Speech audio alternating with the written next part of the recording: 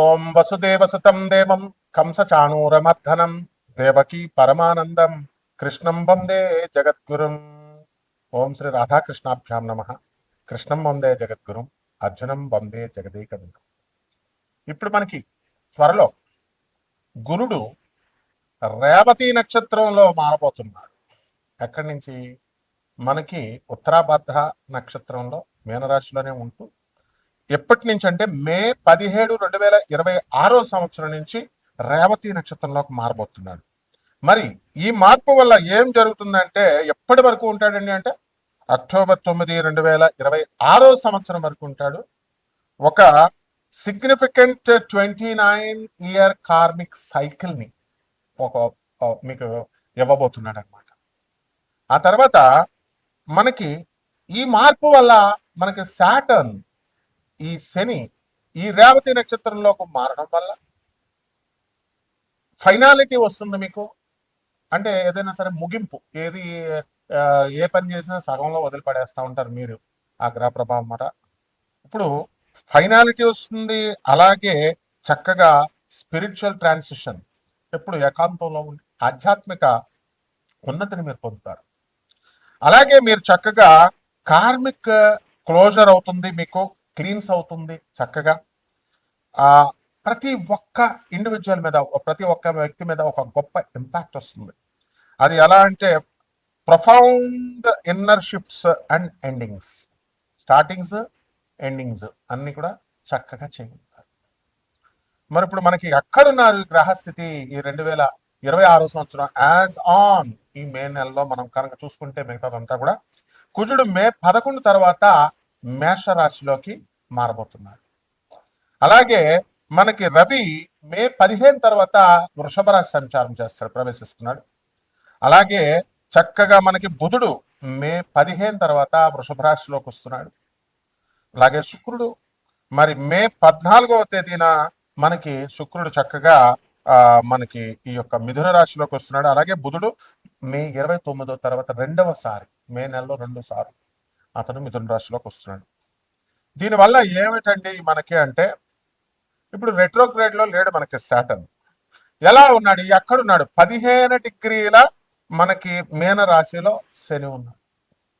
అలాగే కేతువు 11 డిగ్రీల సింహరాశిలో ఉన్నాడు. రాహు 11 డిగ్రీల కుంభరాశిలో ఉన్నాడు. మరి మనందరికీ కూడా యాజ్ ఆఫ్ మే 2, 2026 సంవత్సరాన్ని కనుక మనం తీసుకుంటే మనకి ఈ యొక్క శని వక్రించి లేడు. కాబట్టి ఈ ఎప్పుడండి ప్రారంభించాడు మీనరాశిలో కంటే 2023 సంవత్సరంలో ప్రవేశించి అర్లీ 2026 సంవత్సరం వరకు కూడా అతను అందులోనే ఉంటాడు మీనరాశిలో, డైరెక్ట్ మోషన్ లో. ఇప్పుడు కరెంట్ మోషన్ ఏంటంటే ప్రస్తుతానికి డైరెక్ట్ ఫార్వర్డ్ లో ఉన్నాడు. తర్వాత నెక్స్ట్ రెట్రోగ్రేడ్ రాబోతున్నాడు సాటర్న్. జూన్ 2026 సంవత్సరం నుంచి స్టార్ట్ అవుతాడు రెట్రోగ్రేడ్. స్టార్ట్ అయ్యి నవంబర్ 2026 సంవత్సరం వరకు కూడా అక్కడే ఉంటాడు అనమాట, రెట్రో వక్రించి ఉంటాడు. దీనివల్ల ఏమవుతుందంటే మనకి అప్కమింగ్ 2026 సంవత్సరం ఈ యొక్క వక్రించడం వల్ల ఇమోషనల్ హీలింగ్, కార్మిక్ క్లోజర్, ఆ తర్వాత ఎవాల్యుయేటింగ్ బౌండరీస్ ఇన్ మీనరాశిలో, పైసెస్ లో ఇవన్నీ కూడా చేయడం జరుగుతుంది. అలాగే మనం మే 2026 సంవత్సరాన్ని కనుక మనం చూసుకున్నట్లయితే ఫీచర్స్ మనం చూసుకున్నప్పుడు హై ఎనర్జీ ప్లానెటరీ యాక్టివిటీ ఉంటుంది. అలాగే మార్స్ ఆరిస్ లోకి ఎంటర్ అవుతున్నాడు మేషరాశిలోకి. శుక్రుడేమో చక్కగా జమినీలోకి, మిథున రాశిలోకి. వీటి వల్ల డబల్ మూవ్స్ మళ్ళీ మెర్కురీకి, బుధుడికి, వీటన్నిటి వల్ల ఫోస్టరింగ్ వాట్ ర్యాపిడ్, చాలా స్పీడ్గా డెసిసివ్ యాక్షన్, మీరంతా కూడా తొందరగా నిర్ణయాలు తీసుకోగలుగుతారు కెరీర్లో, రిలేషన్షిప్స్లో.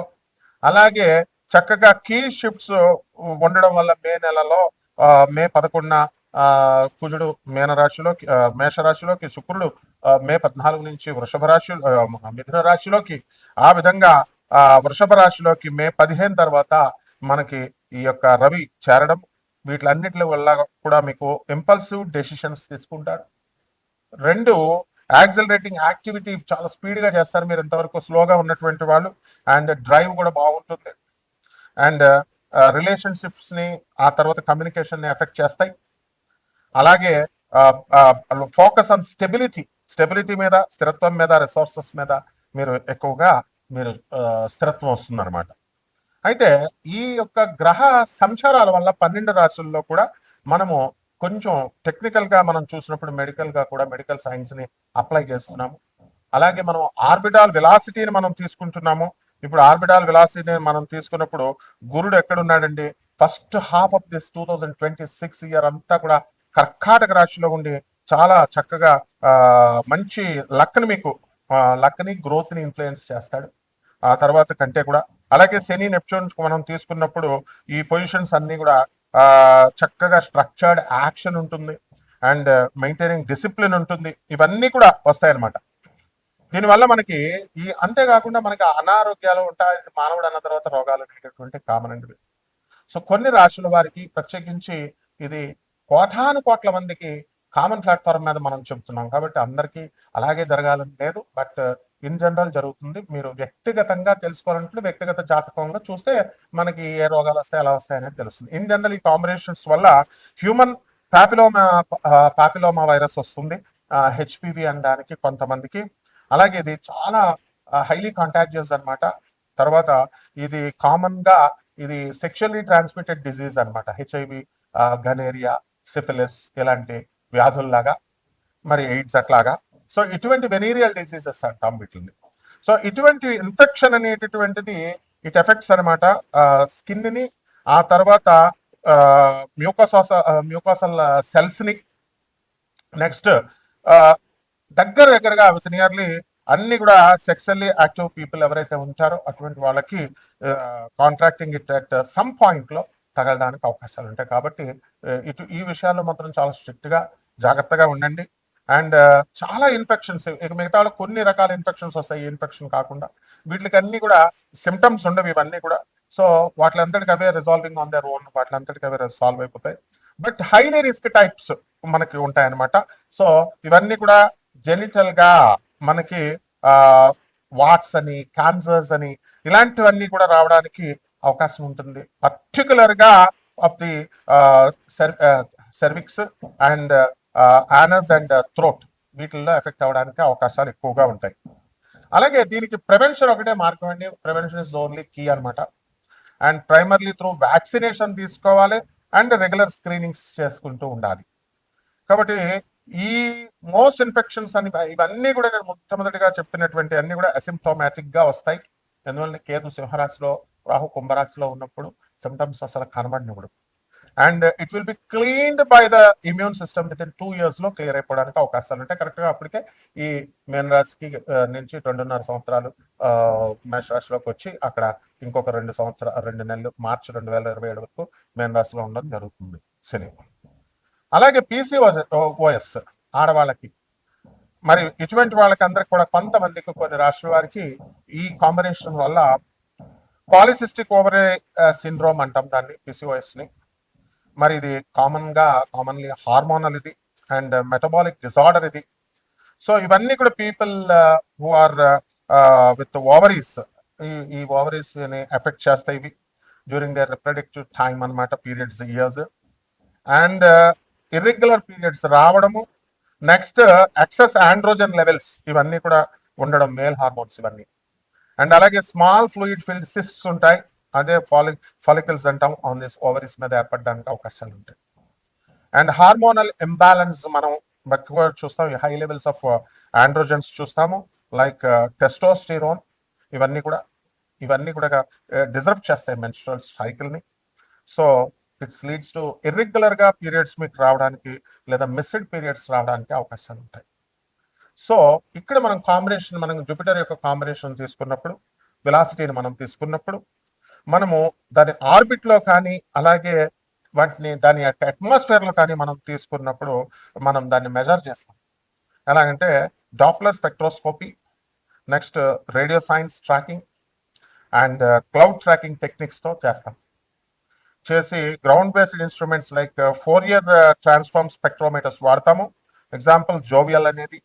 అలాగే ఎస్ప్రెసో స్పెక్ట్రోగ్రాఫ్ మెజర్, దీని నుంచి డాప్లర్ షిఫ్ట్స్ నాసా ఉపయోగిస్తుంది, నాసా జూనో మిషన్ అంటాం. దీనివల్ల deep space network antennas to track radio signals అనమాట. సో దీని నుంచి మనం ఆర్బిటాల్ వెలాసిటీ మనం ఆఫ్ జూపిటర్ మనం తీసుకున్నప్పుడు as on this date 13.06 kilometres per second ఉంది. And determined by tracking its orbit and the sun, around the sun. So ఈ విధంగా ఇదంతా కూడా జ్యోతిష్యం అంటే ఏదో 4 ఇంట్లో రాహు 3 ఇంట్లో శని ఏమన్నా నాకు బాగుంటుందండి, మా ఆయన మేము కొట్టుకుంటున్నామండి, ఇలా చేసేసారు ఆస్ట్రాలజీ. మళ్ళీ అట్లా కాదమ్మా, చాలా సైంటిఫిక్ ఇది. నేను చక్కగా ఈ యొక్క సైంటిఫిక్ గా బాగా చదువుకున్నటువంటి వాళ్ళకే కాకుండా చదువులేనటువంటి వాళ్ళు కూడా మనం సంప్రదించవచ్చు మీరు చక్కగా.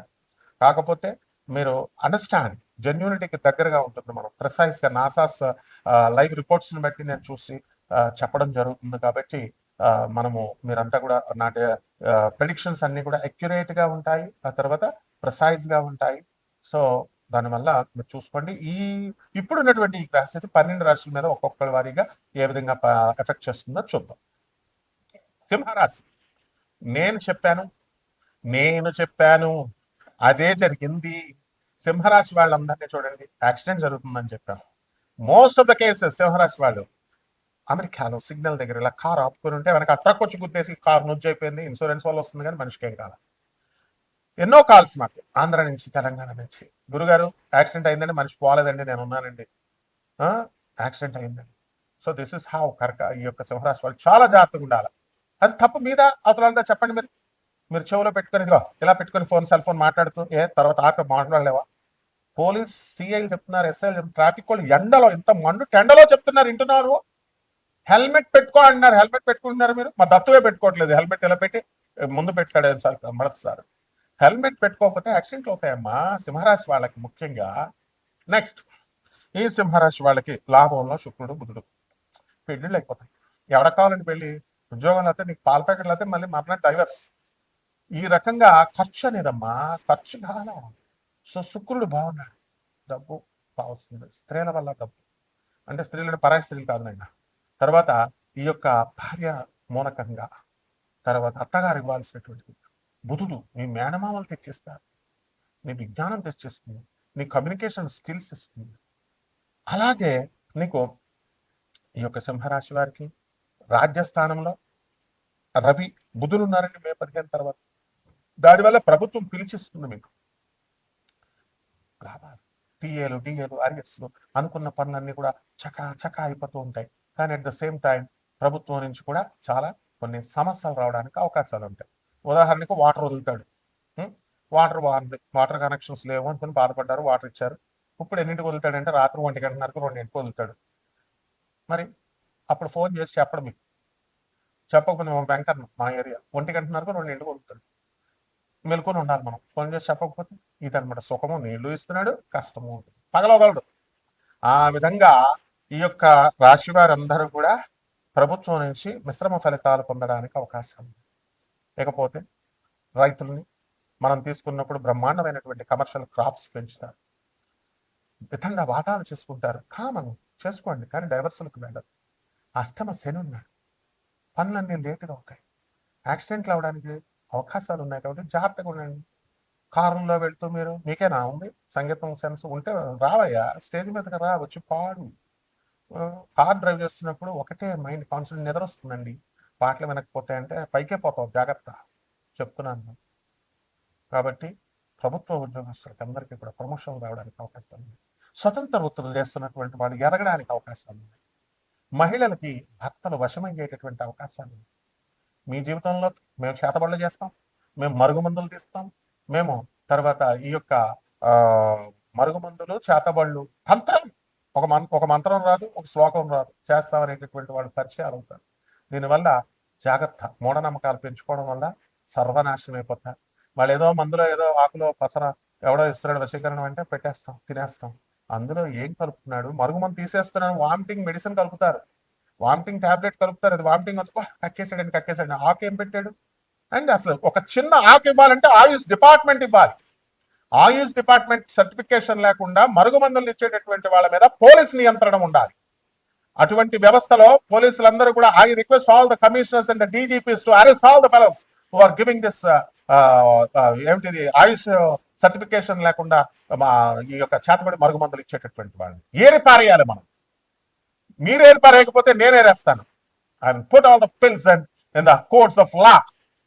సో ఈ విధంగా ఈ యొక్క సింహరాశి వాళ్ళంతా కూడా చాలా జాగ్రత్తగా ఉండాలి. పరిహారాలు ఏమిటంటే మీరు చక్కగా ఈ యొక్క శని రేవతి నక్షత్రంలోకి వచ్చేసాడు. శని జపం చేయండి, శని స్తోత్రాలు చదవండి, శనికి కిలో పావు నల్ల నువ్వుల్ని నల్లని వస్త్రాలు పేద బ్రాహ్మణులకి శనివారం నాడు ఉదయం 8 గంటలకు దానం చేసుకోండి. దశ మహావిద్యల్లో ఒకటైనటువంటి మహాకాళి అమ్మవారి యొక్క హోమాన్ని మీ ఇళ్లలో చేసుకోండి. బ్రహ్మాండంగా ఉంటుంది. రావి చెట్టును పెంచండి. శుభమస్తు.